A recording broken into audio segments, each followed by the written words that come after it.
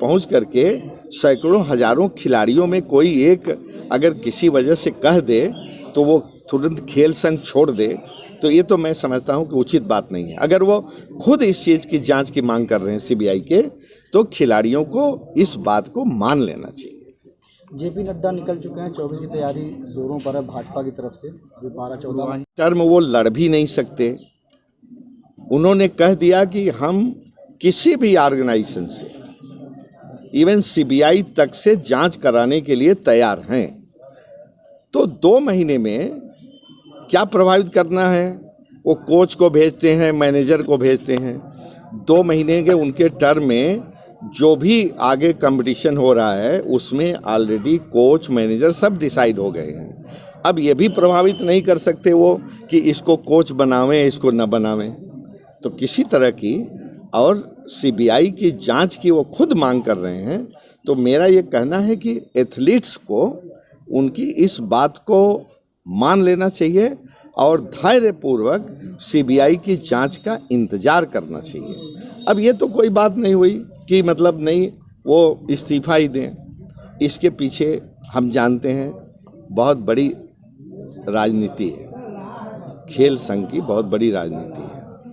अब उसको कौन कर रहा है उसको? राजनीति कौन कर रहा है? वो तो बृजभूषण शरण सिंह साहब खुद बता रहे हैं। आप सुन लीजिए कौन कर रहे हैं। मैंने कहा कि बड़ा उद्योगपति कहा, हाँ वो वही उनका ये इस बात को, तो चूंकि मुझे ये उस पर्टिकुलर पर्सन के बारे में मैं नहीं जानता, लेकिन वो खुद बता रहे हैं। उससे कौन कर रहा है ये खुद सुन लीजिए उनसे। और जब 2 महीना रह गया, देखिए क्या होता है, 4 साल का अमूमन टर्म होता है। आज चुने गए, ये 6 महीने बाद होता, 1 साल बाद होता, 2 साल बाद होता, तो भी ये होता है कि अभी ये 2 साल रहेगा और खिलाड़ियों के प्रति बड़ा वो करेगा जो हमारा खिलाफत कर रहे हैं। अब तो उनका 2 महीने का टर्म रह गया। सब कुछ आगे आने वाले कंपटीशन में जो मैंने पता किया कि कोच मैनेजर सब डिसाइड हो चुके हैं, और तो अब किसको क्या वो प्रताड़ित करेंगे?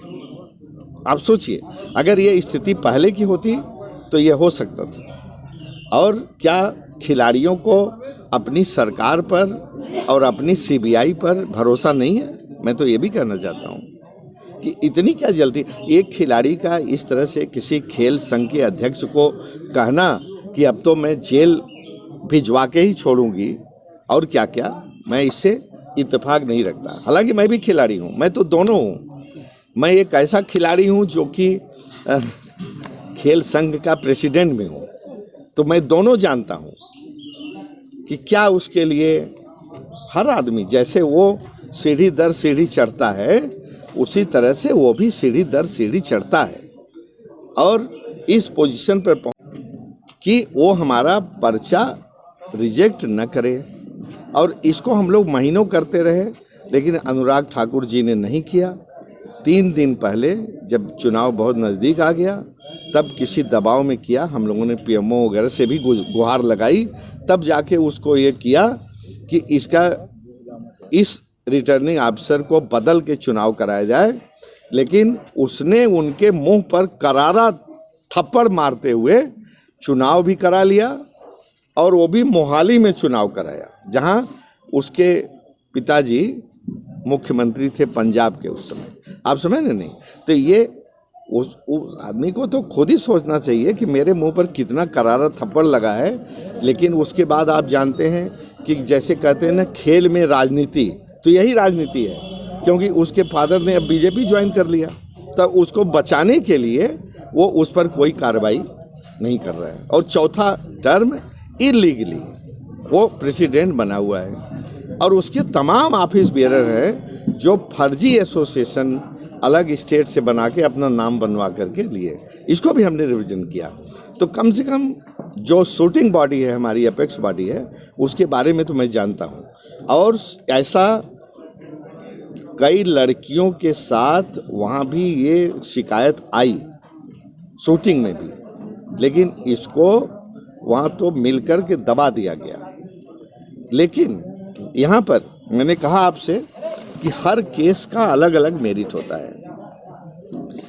सांसद श्री बृजभूषण शरण सिंह जी को मैं व्यक्तिगत रूप से जानता हूँ। हालांकि मेरी पार्टी के नहीं हैं, लेकिन जो किसी से इंटरेक्शन होने पर 5 बार, 10 बार, 20 बार, तो आप उसके बारे में काफ़ी जान जाते हैं। उनका जो कुछ भी हो, लोग कहते हैं मसल पावर है, ये है, वो हो सकता है, लेकिन जहाँ तक उनके चरित्र संबंधी है उसके मैं तो कोई उससे इत्तेफाक नहीं रखता। जिस तरह से खिलाड़ी मेहनत करता है, जी जान लगाता है पदक के लिए, आगे बढ़ने के लिए, उसी तरह से खेल संघ का जो ये प्रेसिडेंट है, ये है, उससे कम जी जान नहीं लगाता होने के लिए। और एक बड़ा फंडामेंटल नियम है कि जब कोई जांच होती है तो लोग कहते हैं कि ही शुड स्टेप डाउन। क्यों? जिससे वो जांच को प्रभावित न करे। यहाँ क्या है कि केवल उनके 2 महीने बाकी हैं और उनके 3 टर्म पूरे हो रहे हैं। चौथा टर्म वो प्रदेश की बात आई तो आपकी पार्टी ने समर्थन नहीं किया, तो आप पार्टी की लाइन से हट के चल रहे हैं या कुछ और बात है?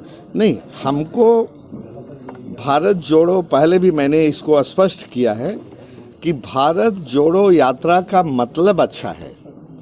जो इस समय समाज में अलग अलग धर्मों से की लड़ाई हो रही है, अलग अलग जातियों वर्गों की लड़ाई हो रही है, जो नफरत का माहौल पैदा हो रहा है, उसको प्यार में, सद्भाव में बदलने का श्री राहुल गांधी की भारत जोड़ो यात्रा है। उन्होंने मुझे व्यक्तिगत रूप से बुलावा भेजा तो उनके सही मकसद को समझते हुए मैं गया। पहले भी कहा था, इसमें मेरी पार्टी का कोई मुझको दिशा निर्देश नहीं है। और जाने के बाद भी मैं बताऊं कि 18 तारीख को मेरी माननीय बहन जी से व्यक्तिगत रूप से मुलाकात हुई, बहुत बातें हुई, लेकिन उन्होंने न तो इसके बारे में पूछा, न पूछा नहीं तो न मैंने न बताया।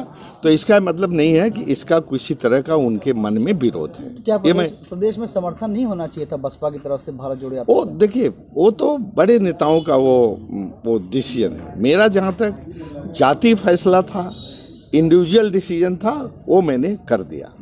और आगे भी आपको कहना चाहता हूँ कि जब तक मुझे खास तौर से मना नहीं किया जाएगा, तब तक मैं आगे भी अगर बुलावा आएगा तो मैं उसमें शामिल होऊंगा। सर, कौन मना नहीं करेंगे तब तक? हाँ, कौन मना नहीं करेंगे? नहीं, पार्टी की तरफ से वो निर्देश आता है कि भाई इस भारत जोड़ो यात्रा कुछ तो कहेगा कि खराब है, नहीं जाना है, हमारा पार्टी का वो ठीक है ना। लगता है कि बसपा को भी साथ आ जाना चाहिए था। समर्थन सर यात्रा। देखिए, मैं तो ये कहता हूँ बसपा नहीं, मैं तो ये कहता हूँ कि सभी पार्टियाँ जो समझती हैं कि इसका उद्देश्य अच्छा है, बसपा क्या, सपा क्या, हम तो कहते हैं बीजेपी को भी आ जाना चाहिए था। ऐसे ये तो भारत जोड़ो यात्रा है ना, ये कांग्रेस की यात्रा नहीं है। क्या है, जैसे राष्ट्रीय सेवक संघ को क्या कहते हैं, नॉन पॉलिटिकल ऑर्गेनाइजेशन है ना। और कोई भी और जैसे ऑल इंडिया यादव महासभा है, नॉन पॉलिटिकल ऑर्गेनाइजेशन है, जिसका मैं वर्किंग प्रेसिडेंट हूँ। तो सभी पार्टी के लोग हैं, सभी पार्टी के एमपीज हैं हमारे उस। तो इसी तरह से जो पेपर पर डिक्लेयर किया गया है, हम तो उसी को मान के चलेंगे ना। अगर ये बात दूसरी है कि उसमें ज़्यादातर लोग कांग्रेस के हैं, लेकिन ढेर सारी पार्टियों ने उसमें अपना शरीक हुए, शामिल हुए, 23 पार्टियों ने शामिल हुए। एक नया कंट्रोवर्सी सब चल रही है, जो खिलाड़ी धरने बैठे हैं, सर हट गए हैं, राकेश बृजभूषण जी के खिलाफ बैठे हैं। इस पूरे प्रकरण को कैसे आप देखते हैं? जो बयान सर दिए हैं जिस तरीके से मामला है। देखिए, पहली बात तो यह है कि ये जो प्रकरण मैं देख रहा हूँ, और एबीपी न्यूज़ में मैंने अपना व्यू पॉइंट उन्होंने मांगा था, भेज भी दिया है कल, पता नहीं चला कि नहीं, मैं नहीं जानता। लेकिन क्या होता है कि ऐसे प्रकरण में सामान्यतः आदमी और न्यूज़ चैनल वो खिलाड़ियों के साथ खड़े होते हैं। अच्छी बात है, खड़े भी होना चाहिए, क्योंकि कभी कभी खिलाड़ियों का इसमें कोई दो राय नहीं है, शोषण होता है, इसमें दो राय नहीं है। लेकिन हर केस की अलग अलग मेरिट होती है।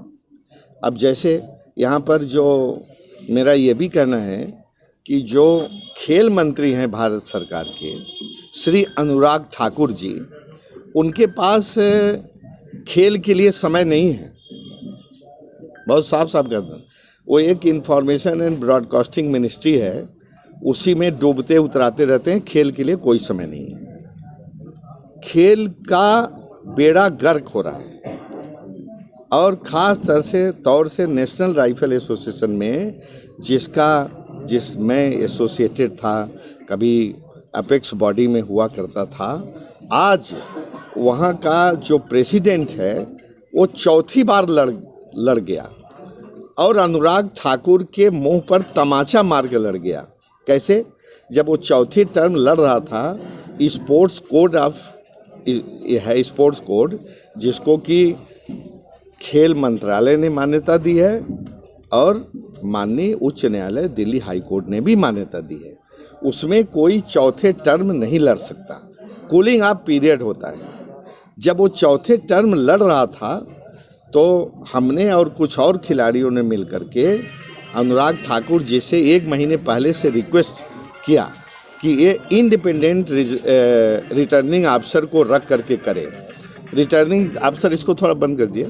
रिटर्निंग अफसर कौन था? एक जस्टिस महताब सिंह गिल, जिसको उसके फादर ने पंजाब विजिलेंस कमीशन का चेयरमैन बनाया था, उसको उसने अपना रिटर्निंग अफसर बना लिया। तो आम आदमी भी, गांव का भी आदमी, अदना आदमी भी समझ सकता है कि इसके पीछे क्या मंशा है, इसलिए रिटर्निंग अफसर को बनाया, उसको, अपने आदमी को।